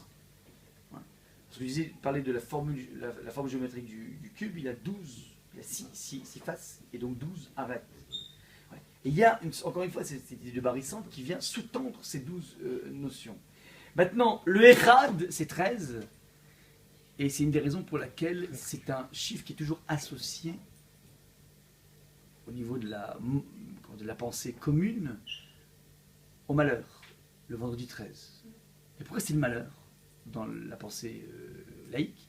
C'est parce qu'en fait, l'idée à partir duquel le monde peut avoir une cohérence spirituelle, c'est gênant. On préfère être dans un monde totalement splitté, un monde totalement, déconnecté. Ouais. Un monde dans lequel finalement il n'y a pas une trame de la vie. Il n'y a que des éléments épars. Ça, c'est le monde non spirituel. Et donc, forcément, l'idée d'un 13, c'est pour ça le vestige de la notion de malheur, enfin, un chiffre qui serait le 13, le vendredi 13, tout simplement parce qu'en fait, l'idée à partir duquel Akadosh Baruch Hu peut tout régner, ouais, et le point commun, le barycentre essentiel, le centre de gravité de la vie, ça, c'est ça qui gêne. Maintenant, on a apparemment donc 2 chiffres pour exprimer la perfection. La perfection, donc le 13 qui sera le dépassement du 12, et le 8 qui sera le dépassement du 7. Le 8, ça va être la Brit Mila, ça va être les 8 jours de la persistance de la flamme à l'époque de Hanouka. On retrouve le 8 un peu partout maintenant. Pourquoi 2 chiffres pour la perfection et pas un seul chiffre? Pas parce qu'on aime bien faire les choses compliquées, c'est parce qu'en fait, il existe une perfection qui vient d'Hachem et une perfection qui vient de l'homme. Le 13, c'est la perfection qui vient d'Hachem. Il y a 13 midot de chesed. Hachem, Kel, Rachou, Vechanou, c'est-à-dire, Akadosh Baruch Hu distille dans ce monde parfait une exception à la perfection qui, comment dire, se trouve calibrée dans le chiffre 13, c'est-à-dire qu'il y a des faisceaux de l'amour d'Akadosh Baruch Hu, des faisceaux de dons d'Akadosh Baruch Hu qui suivent le chiffre 13. Ils disent 13 façons, loi herméneutique, de comprendre le Talmud, ça veut dire qu'Akadosh Baruch Hu te livre ici des canaux de sagesse, des canaux de chesed pour appréhender le monde. Ça, c'est ce qui vient d'Akadosh Baruch Hu. Itaruta d'Ila, comme dit le Zohar. Et de notre côté, on a, nous, une faculté de créer un dépassement de la perfection de la nature. On va connecter un enfant au 8e jour de sa vie avec la transcendance. On est en permanence obsédé par transcender les choses, transcender la nature. Et donc, comme dirait le Rav de Brisk, à Hanouka, dit le Rav de Brisk, on aurait pu... Il pose la question suivante. Le miracle est qu'une fiole d'huile qui aurait duré 1 jour a duré 8 jours. Donc, le bilan net du miracle, c'est combien? 7. Au moins 1 jour, ça devait durer. Donc, pourquoi nous, on ferait 8 jours de miracle? 1, c'est normal. 7, c'est durable. Normalement, le bilan des courses, ça devrait être 7. On devrait avoir une menorah à la place d'une Hanouka. Il dit le Rav de Brisk, c'est génial. Il dit que, fondamentalement, le premier jour, il y a un miracle incroyable. Vous savez pourquoi? Mais c'est là où j'ai trouvé la fiole. Non. Non, pas ça. Tiens, tiens. On dit qu'ils tiennent. Alors, il dit le Rav de Brisk que, fondamentalement, les Juifs ont provoqué un miracle. Quel miracle ils ont provoqué? Ils auraient pu pertinemment, ils ont une quantité d'huile qui vient pour une journée, ils veulent la faire tourner, durer 8 jours. Pourquoi? Parce que le temps, 3 jours pour aller au pressoir, 3 jours pour revenir et 1 jour pour... Il fallait au moins 7 jours de rab pour pouvoir les récupérer de nouvelles huiles. Tu as 8 jours, il dit, mais j'ai un conseil génial à te donner. Tu prends la mèche, tu la divises en 8. Elle va pomper 8 fois moins. Ouais ou pas? Maintenant, ils ont mis la mèche normale et ils ont vu que ça a pompé 1/8. Donc dès le premier jour, il y a un miracle. Ouais. Ils ont provoqué, ils se sont mis dans une phase de transcendance. Ça, c'est ça veut dire qu'il existe une... Rav de Brisk. Parce que l'après de Brisk, je ne sais plus, un des dynasties. En tout cas, ce qui est intéressant ici, c'est qu'on a 2 choses. On a soit un dépassement du cadre parfait par Akadosh Baruch Hu, c'est le chiffre 13, soit un dépassement par l'homme, Iterutadin Tata, les réveils du bas qui va provoquer le dépassement du 7. C'est pour ça qu'en fait on a 2 pôles de perfection qui vont être dépassés tantôt par Hachem, tantôt par l'homme. Ça c'est le schéma.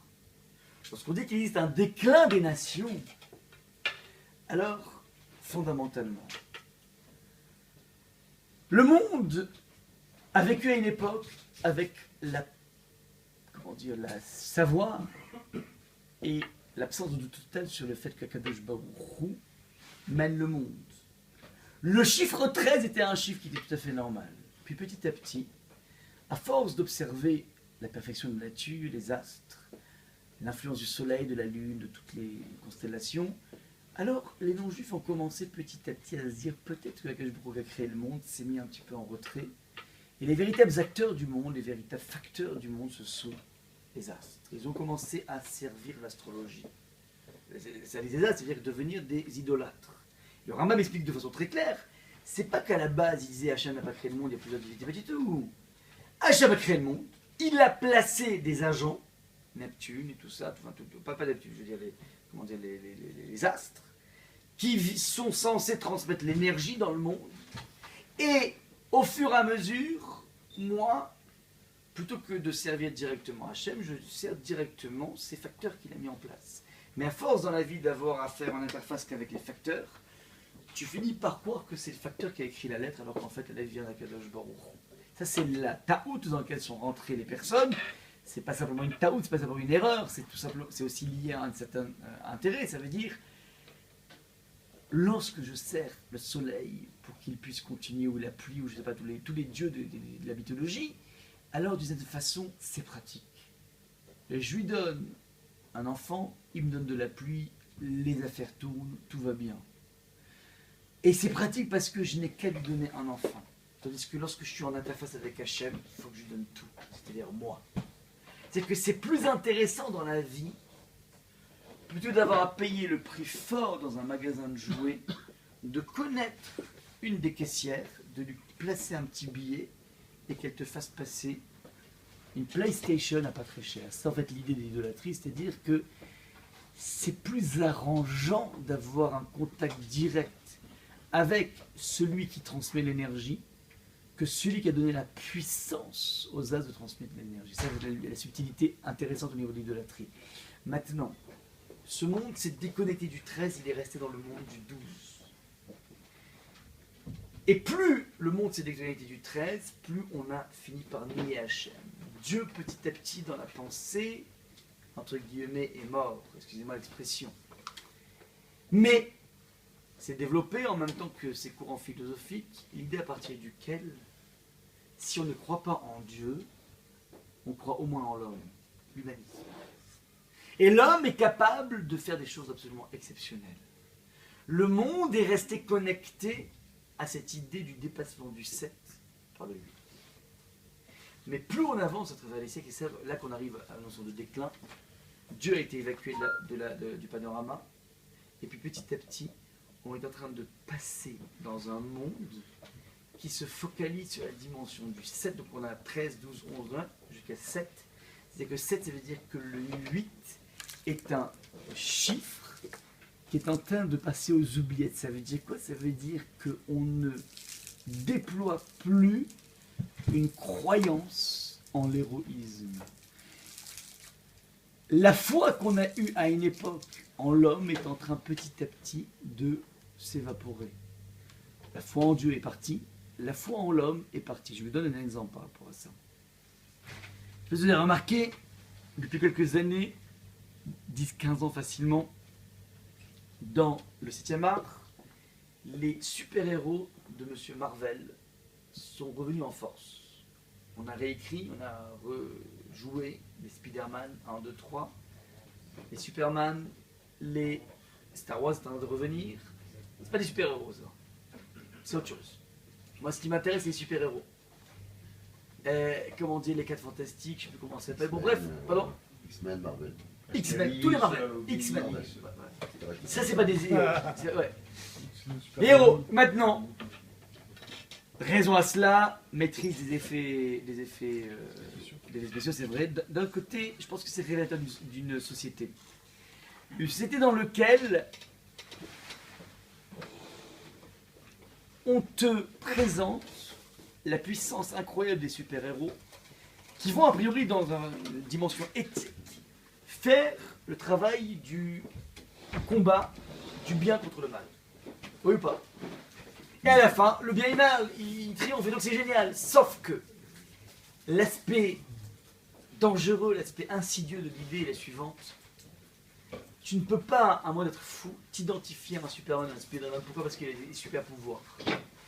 Ça veut dire que tout se passe comme si le combat du bien contre le mal ne concerne que les super méchants et les super gentils. Mais moi qui ne suis qu'un individu normal, un commun des mortels, tout se passe comme si je ne suis pas forcément concerné par le combat du bien contre le mal. Ce qui fait que petit à petit on est en train avec ces super-héros de tuer le héros. Ouais. Le héros, le John Wayne de notre enfance, qui était un bonhomme qui avait juste une vélocité à conduire un cheval, pas plus que ça. Ouais. Et qui avait une recherche de vérité. Et donc, ce que je veux dire par là, c'est que petit à petit, on est en train de créer une civilisation d'individus qui ne croient plus en l'homme. Regardez un petit peu au niveau des progrès de la génétique. On est en train de trouver le gène de l'agressivité, le gène de l'homosexualité, qui fait que petit à petit, tout se passe comme s'il n'y a pas de libre arbitre.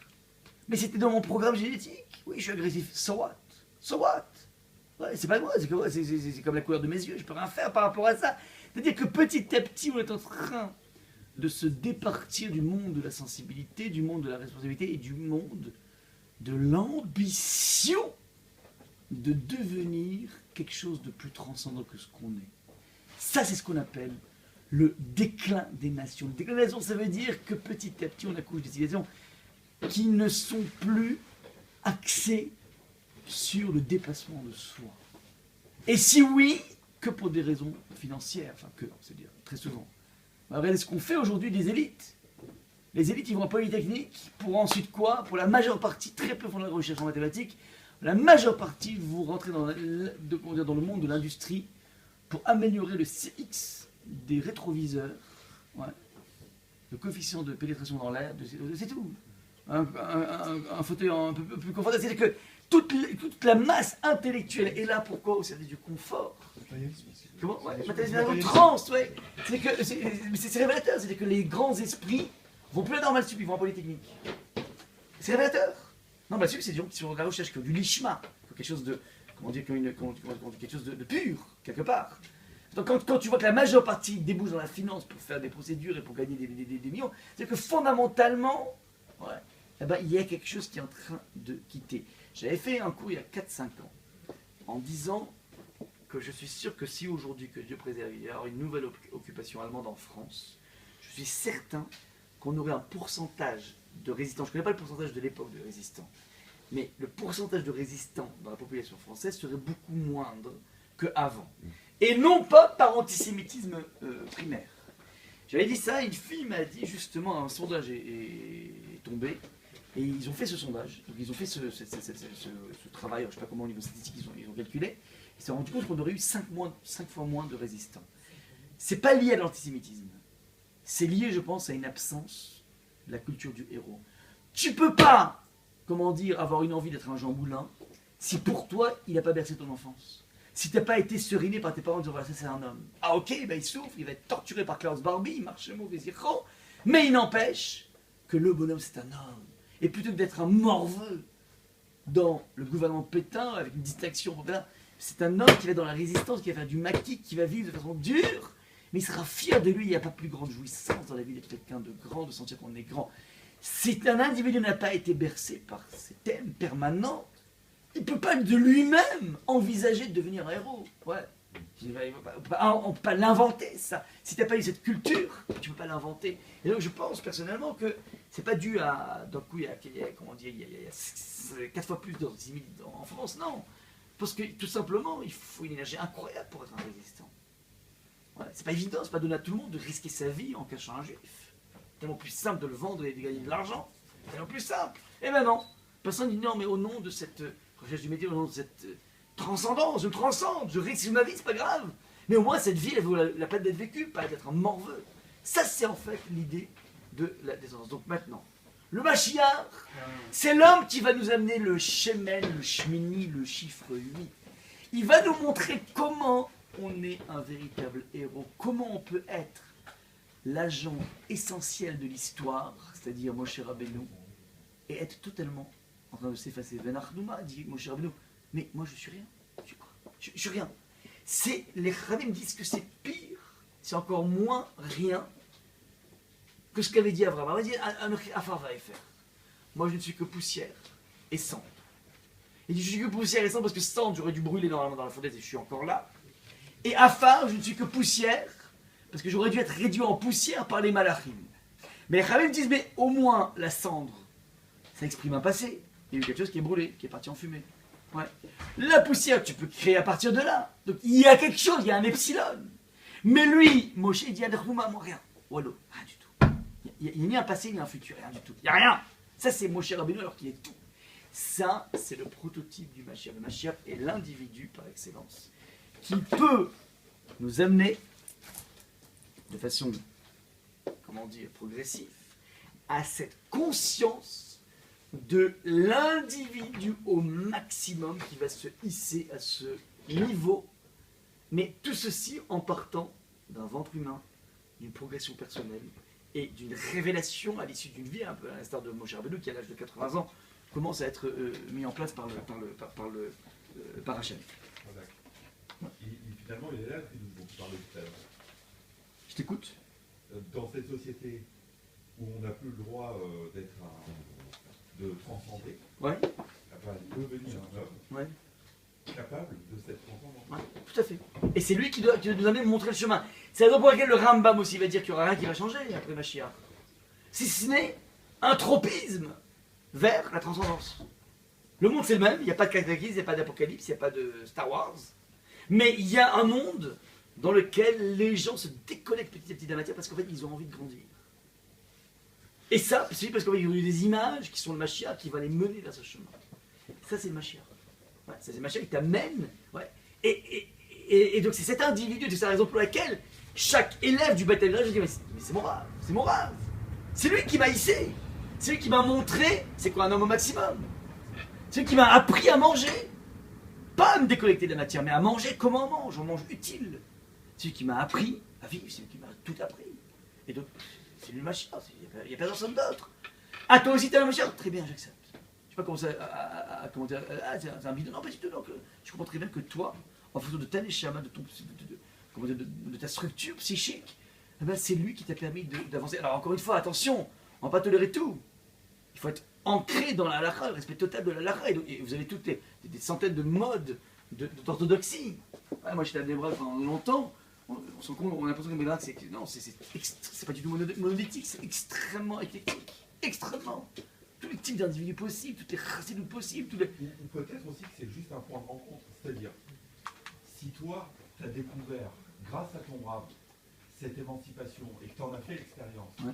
et que moi, grâce à mon rave, j'ai découvert aussi, j'ai vécu la même expérience. On va partager. On va partager cette Ouais, expérience. ouais, tout à fait. Ouais. C'est ce point de rencontre. Le chien aura des enfants. Pardon? Le chien aura des enfants. Je sais pas. Je sais pas. Je dis pas que c'est pas marqué. J'ai pas tout vu. J'ai pas j'ai pas la prétention d'avoir tout. Et je vous dis ce que j'ai pu voir, quoi. J'ai pas le droit, j'ai pas tout vu, quoi.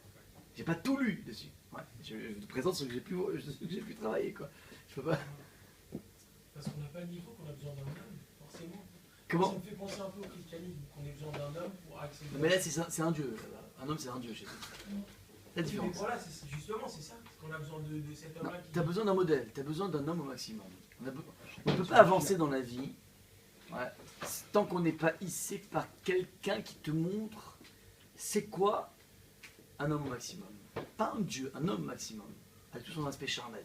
Il faut que ce soit un homme, pas Dieu, justement. Non, mais un dieu, c'est trop complexe. On doit imiter Hachem. Mais si tu n'as pas un trait quelqu'un qui te montre un petit peu comment on imite Hachem, alors c'est complexe. Parce que c'est trop loin de nous. Ouais, moi, je donne un exemple, par exemple. C'est quoi imiter? C'est quoi en fait un homme au maximum? Moi j'ai eu la chance quand j'étais en Eretz d'assister donc au Espedim de Rav Shach. Rav Shach c'était le plus grand rabbin du monde. Il est mort à 104 ans. Et il est donc une histoire quand j'étais à cette époque là-bas à Bnei-Brak. Et après pendant une semaine on a eu tous les plus grands rabbinim de la terre qui sont venus nous parler de Rav Shach. Ce qu'on a entendu pendant une semaine, je peux vous dire que ça nous a tous transformés. De voir un bonhomme, jusqu'à où ça peut aller. Je vous donne des petits exemples, des bribes qui m'ont beaucoup chamboulé. Rav Shach, comment dire, il était, donc c'était le Rosh Yeshiva de la Yeshiva de Ponevezh, et il était consulté un peu partout dans le monde pour faire, pour gérer le gelé du mondial.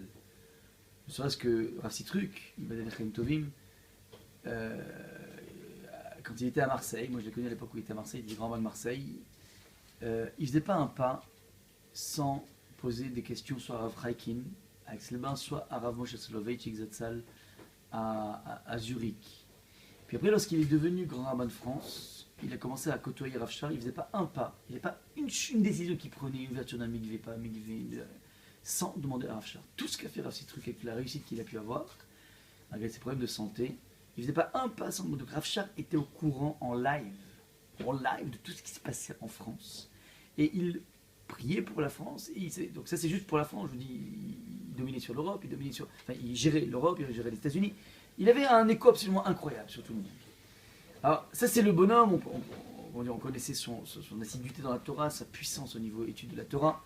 Moi ce qui m'a marqué, je donne deux histoires qui m'ont marqué sur lui, et dans ma vie ça m'a chamboulé énormément. La première histoire, elle m'a été racontée par mon Rosh Yeshiva, donc une histoire personnelle.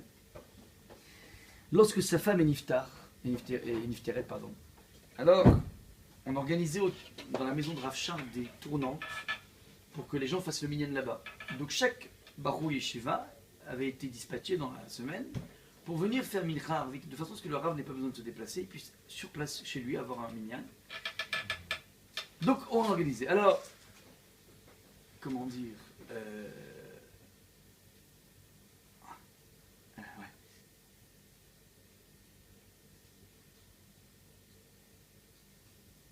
Juste avant que la rabbinite parte, mon Rosh Yeshiva, donc, pendant Bad Nesbanim, pendant les vacances,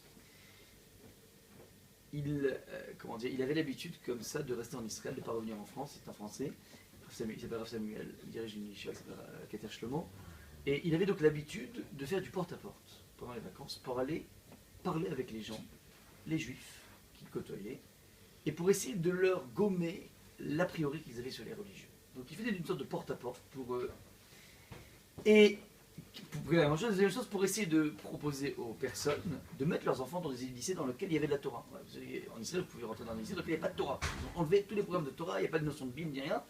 Donc il essaie de faire de la pub pour la Torah. Alors, arrive un jour un bonhomme qui lui dit, écoutez moi, monsieur Kevodara, je ne sais pas quoi faire. Est-ce que je mets mon enfant dans une structure dans laquelle il va être pris du matin au soir, jusqu'à 5 heures, parce qu'en Israël, on arrête l'école à 1 heure.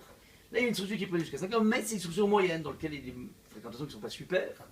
Ou bien, je le mets, mon enfant, dans une structure dans laquelle il est pris jusqu'à 1 heure, mais c'est une super structure, mais après, par contre, il sera livré à lui-même dans l'après-midi. Donc, mon Rosh Yeshiva ne savait pas quoi répondre par rapport à ça. Il dit que je vais poser la question à Rav Shar. Il va voir Rav Shar, c'était juste avant que la rabbine décède. Et, comment dire, il va lui demander la question à Rav Shar. Et il dit, voilà, j'ai le cas d'une personne qui habite à tel endroit, il se demande dans quel lycée il met son enfant. Rav Shar dit, écoute, je ne peux pas répondre comme ça sur un pied, il faut que j'appelle les 2 directeurs du lycée, et en fonction de ce que je vais entendre de eux, je pourrais te dire. Voilà que juste après la rabbinite Niftar, de Colmont, Rosh Yeshiva, il se dit, bon, j'abandonne le dossier, je vais pas commencer à m'embêter. Le 3e ou 4e jour, il est pris dans une tournante pour aller faire le minyan. Rav Shar le voit, il dit, viens ici, toi. Il dit, quoi? Eh bien, vous avez dit, mais qu'est-ce que tu fais depuis l'enterrement, je te cherche. Il dit, quoi? Il dit, bien, pendant l'enterrement, j'ai rencontré un des 2 directeurs, j'ai pu lui parler, et j'ai pu prendre la décision. Regardez ce que un Gadol Israël est capable de faire pendant qu'il enterre sa femme, d'être capable de se soucier d'un individu qu'il ne connaît même pas. Il ne connaît même pas. Ça, c'est la grandeur d'un Gadol Israël qui est dans un état de dépendance totale par rapport à ça. Vous savez que c'est des personnes qui étaient totalement assistées. Ouais, la femme faisait tout à la maison. Et le bonhomme, au lieu d'être dans une sorte de dépression totale, avec les jambes coupées, il est capable encore de laisser de la place à autrui. Par contre, sur lui, deuxième chose, ils ont raconté, il avait une habitude de faire qui était assez incroyable. Qui était, lorsqu'il rentrait de la tfila avant 8 heures à la maison, il prenait rapidement un petit déjeuner avec des gâteaux, ainsi de suite. S'il rentrait après 8 heures, donc la tfila était un peu plus longue que prévu, il ne mangeait pas jusqu'à midi. Il jeûnait. Et ses petits-enfants lui ont demandé, mais papy, il n'a pas voulu répondre. Et vers la fin de sa vie, il a répondu pourquoi. Il dit, je vous dis la vérité, à 8 heures, c'est l'heure de rentrée de tous les lycées, de toutes les écoles en Israël. Il dit, il y a des centaines de milliers de jeunes juifs qui rentrent à l'école et qui n'ont même pas fait schéma Israël. Moi, j'arrive pas à manger. Alors, s'il arrive avant 8 heures, donc il n'y a pas eu encore l'absence de schéma, il mange. Mais si, il ne peut pas. C'est un bonhomme qui avait une conscience du clan Israël colossal. Les dernières histoires que je vous raconte sur lui, et ça c'est pour moi vraiment quelque chose qui est impressionnant. Enfin vraiment qui m'a beaucoup impressionné. Son shamash a raconté ça. Il avait un shamash qui a raconté ça. Il a dit un jour, lorsqu'il avait 70 ans, Rav Shar, donc c'est une histoire qui était 34 ans avant qu'il se niftar. Il a été donc, il est allé donc à l'hôpital de Tel HaShomer, qui se trouve à côté de Bnei Brak, pour pour faire des examens parce qu'il avait un début de cancer. Il arrive là-bas à l'hôpital, il était accompagné par 2 ou 3 élèves, et il y avait une queue à l'entrée de l'hôpital. Alors, lui il se met dans la queue, et puis d'un coup il voit ces 2 élèves qui s'apprêtent à aller voir le directeur, et vous pouvez imaginer pourquoi. Il va voir le directeur pour dire, regarde là, il y a le plus grand rave du monde. Il les voit, il les appelle, il dit, venez ici tout de suite. Qu'est-ce que vous allez faire? Il dit, on va parler au directeur que votre Rav, son excellence est là. Il dit, vous n'avez pas le droit de faire ça. C'est interdit par le Choshen Mishpat, par le code de loi du Shulchan Aruch. Je suis un juif comme les autres et je n'ai absolument aucun droit d'avoir un passe-droit quelconque. Et il est resté dans la queue, il a attendu avec tout le monde. Et je peux vous dire que quand j'ai réfléchi à cette histoire, ça m'a traumatisé. Je me dis, attends, quand dans la vie, pour un problème aussi sérieux que Dieu préserve, un début de cancer, tu as une possibilité d'avoir du piston. Mais quelle est la personne qui pourrait résister à ça? Quelle est la personne? Il y a une queue énorme devant toi. Rav Shar, c'est un personnage qui est essentiel au monde entier. Il vient dire non, pas du tout, je suis un juif comme tous les autres. Et ce sont des choses qui m'ont énormément marqué. Quand tu es au contact de personnes de ce calibre-là, tu entends des histoires comme ça, des histoires vraies, pas des histoires de complètement, totalement farfelues. Non, non, des vraies histoires, tu ne peux pas rester insensible. Ouais. C'est que ça te hisse vers quelque chose. C'est ça en fait l'idée du Mashiach. Le Mashiach, c'est quelqu'un qui va faire cette façon grandiose, ouais, de façon planétaire. Il va amener le monde à une velléité d'être beaucoup plus grand que ce qu'on est. Ça, c'est en fait les. Et donc, chacun des Beth Midrash, c'est capable de dire voilà, moi, c'est mon Mashiach. D'accord. Ça, c'est, comment dire. Je marque une petite pause ici, si vous permettez. Et on reprend pour finir avec comment arrive le Mashiach et la guerre de Gog et Magog en dernier truc.